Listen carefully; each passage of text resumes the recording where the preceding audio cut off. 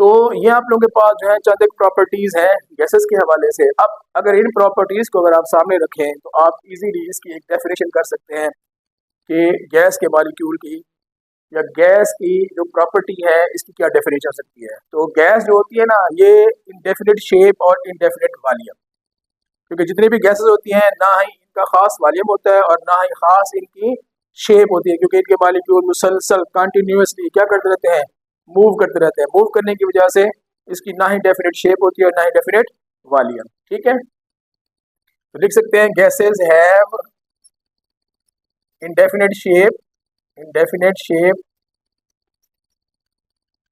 and indefinite volume, indefinite volume।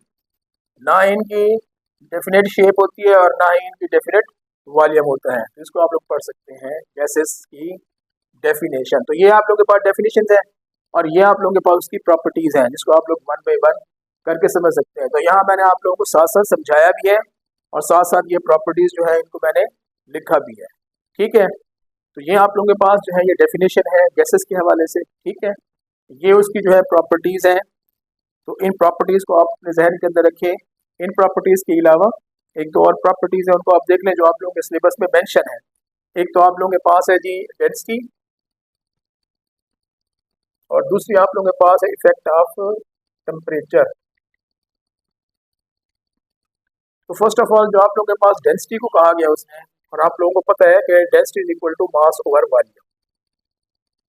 Density जो है वो डायरेक्टली प्रोपोर्शनल है मास के, डेंसिटी जो है वो इनवर्सली प्रोपोर्शनल है वॉल्यूम के। वॉल्यूम कहते हैं लंबाई, चौड़ाई और ऊंचाई।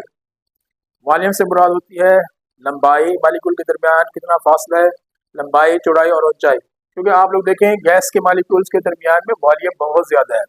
वॉल्यूम बहुत ज़्यादा होने की वजह से उसकी डेंसिटी कम है, मास भी उसी हवाले से फिर इनका कम होगा। तो डेंसिटी जो होती है आमतौर पर गैसेस की कम होगी, ठीक है, बानिस्बत लिक्विड और सॉलिड्स के। और दूसरा आप लोगों के पास है इफेक्ट ऑफ टेम्परेचर।